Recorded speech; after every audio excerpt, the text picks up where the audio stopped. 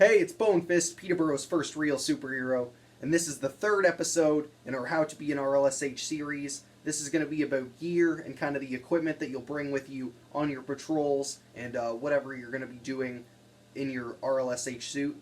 Now, this is going to mostly apply to Canadians, as I am a Canadian RLSH, but a lot of it will affect. A lot of it will be useful for United States and other country RLSH that are watching. Minus the weapons, if that's kind of your thing. We can't have anything going on with that in Canada, and I don't recommend that anyway. Don't use weapons. You know what I mean? It's fun to play with weapons. Have some collectible stuff that you can mess around with. That stuff is fine, but don't take that stuff outside. Don't use that stuff, especially in your RLSH suit. Now, after that little disclaimer, I guess the stuff that I would say is a necessity to bring with you almost no matter what would be your ID, in case a police officer does want to know who you are. Reveal yourself to him, show him your ID, so so he can know who you are, and you should be on your merry way as long as you have laws that say you're allowed to wear masks and such. You're abiding by the laws, not carrying any weapons. You'll be on your way. You won't cause any trouble. Second thing would be a phone. I'd recommend, possibly a burner phone, but you don't have to do that. That's it's kind of going out there, but I do have what I have is an extra phone that I can use just for emergencies. That's what I'll kind of bring with me in case I don't want to lose my phone or break it or do something, something happen to it while I'm out doing my stuff.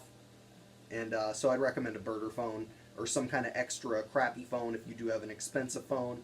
Don't take that with you unless you have a really good case or some way to protect it. That's a good thing to bring for sure. Phone, obviously, you can call in, write down stuff, notes. It's a good backup. It has obviously a lot of uses that could be potentially good when you're out on the field. A third thing would be a pen and notepad.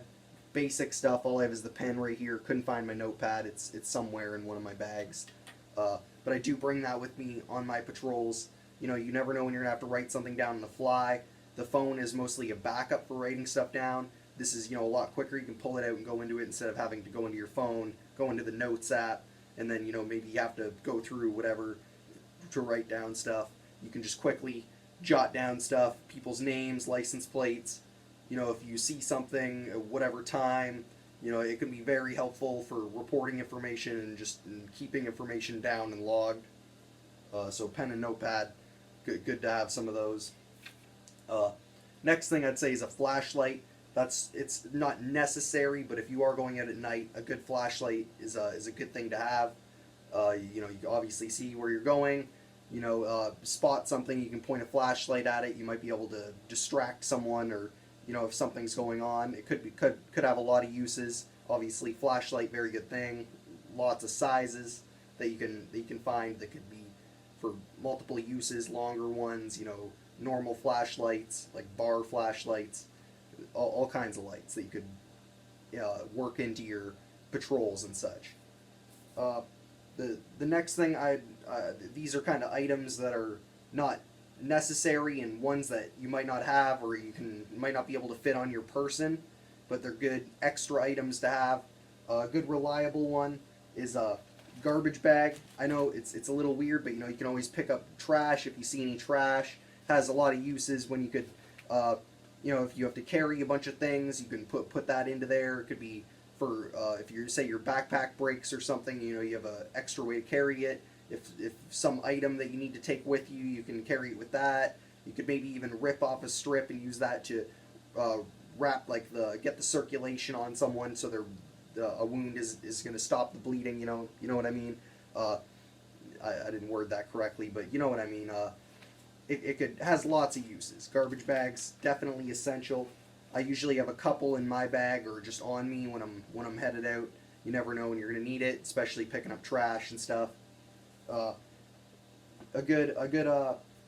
Another thing to have is a lighter, a whistle.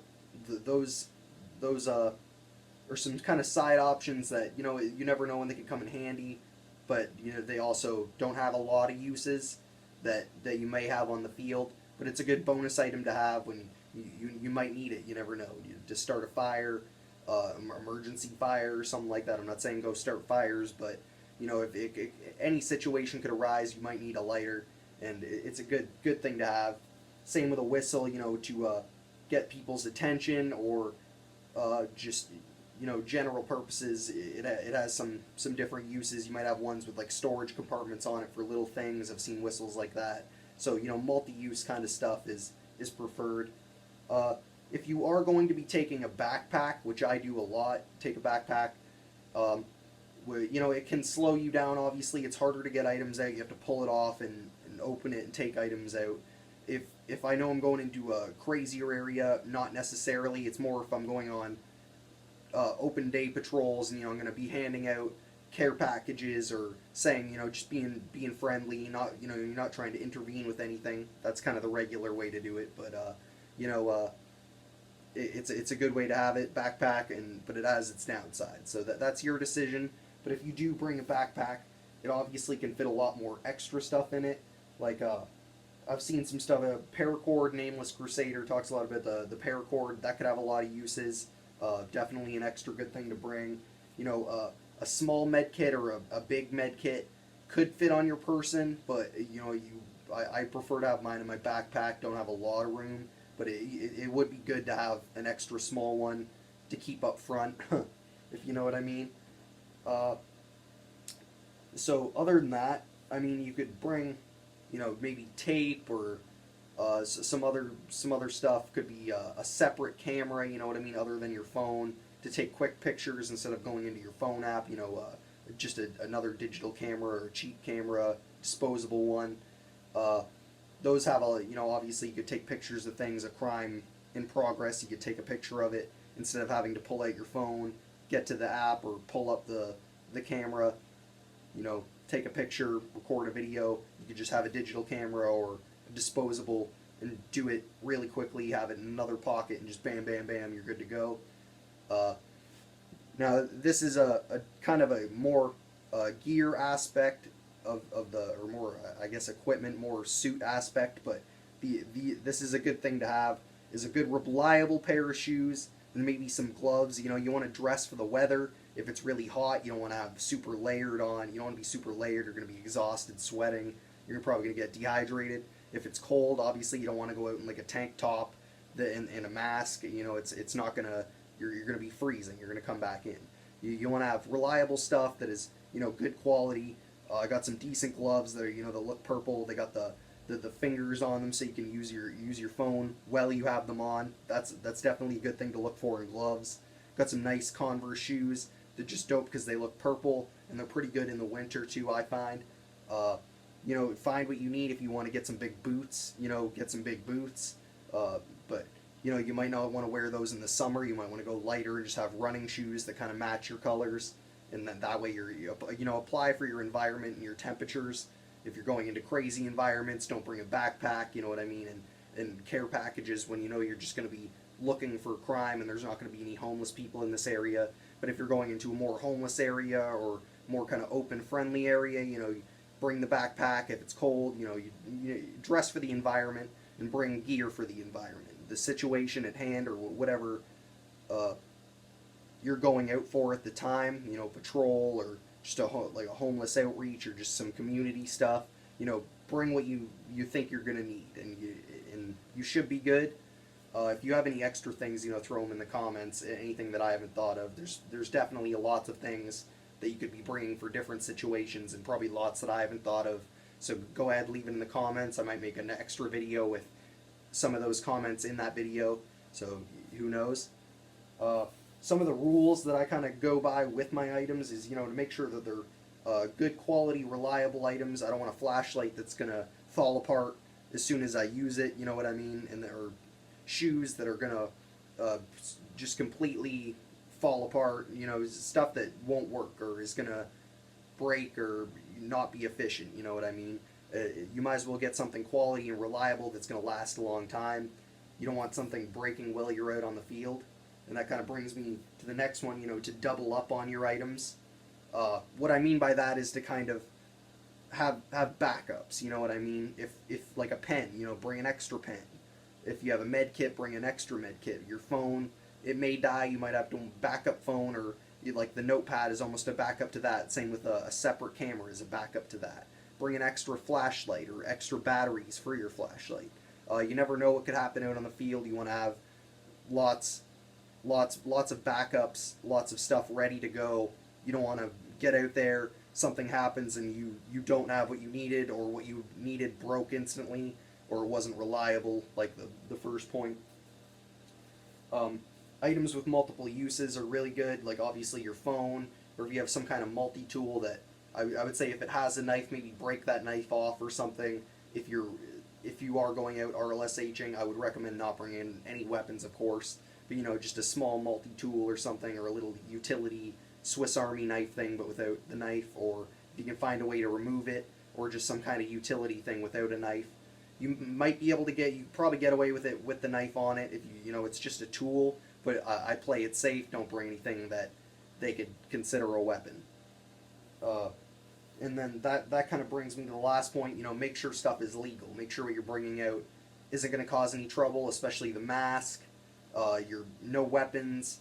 Make sure your gear is good. Make sure you're allowed to have armor on if you are wearing armor, like vests and stuff. Certain places, certain towns and stuff, you never know what your laws might be. They might restrict you from wearing stuff like that. Although in Peterborough, we are allowed to wear this stuff, of course. The last little bit is that this is kind of goes to the first video, the training and preparation video a little bit, but it also kind of is a little bit in the gear sense, I would say, for preparing to go out on the field. You could get different types of training that are actually official. Get like CPR, medical training. So if you do bring a med kit, you can have some actual medical stuff that you might be able to use. And obviously, don't do any medical stuff on someone without their permission. Don't just go up to someone and start sewing their leg if it's bleeding. You have to ask people, get their permission. But get training like that, and you look a lot more official, especially with like crisis intervention and prevention training. That looks very good too. You know what I mean?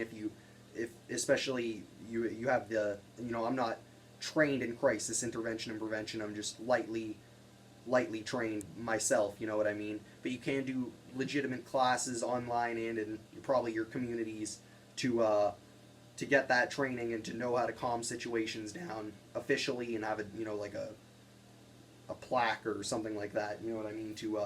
A certificate is what I was going for. A certificate to show that you can calm situations like that down. Possibly this isn't something I would really go for, but it is good self-defense and martial arts classes, stuff like that, and another kind of training preparation-y. But I do also consider it, getting ready for the field. That's almost the gear that you keep with you. You know what I mean? Other than that, like I said, make sure no weapons, especially if you're a Canadian. U.S., make sure if you are going to bring weapons, I don't recommend it, that you know your laws, you know what you're doing. Don't break any laws if you are going out RLSHing. Learn all your laws, like I've said. Be responsible, be safe, and plan for your environments. I think that's the main point. Kind of have maybe just a stock of all your stuff and organize it into different aspects. This is the more wintry gear. Like I do have more wintry stuff, more layers, more like these gloves go under these, so it's bulked up a bit, and it still fits the look. Get prepared. That way, maybe if you do want to keep a consistency in your look, you can go and get some gloves or something that fit that before it comes to winter or something, and you're just freezing and you can't go out patrolling or whatever you want to do because your hands are cold or something. You have to prepare for that stuff, get your gear ready for situations, and plan for what things might happen in those situations, where you're going, and what might happen. I think that's pretty much it. If there's anything you feel I left out, make sure to leave it in the comments. Make sure to like if you like the video. Share it if you feel that you need to share that video. Show your friends, show your other RLSH buddies if you're an RLSH watching.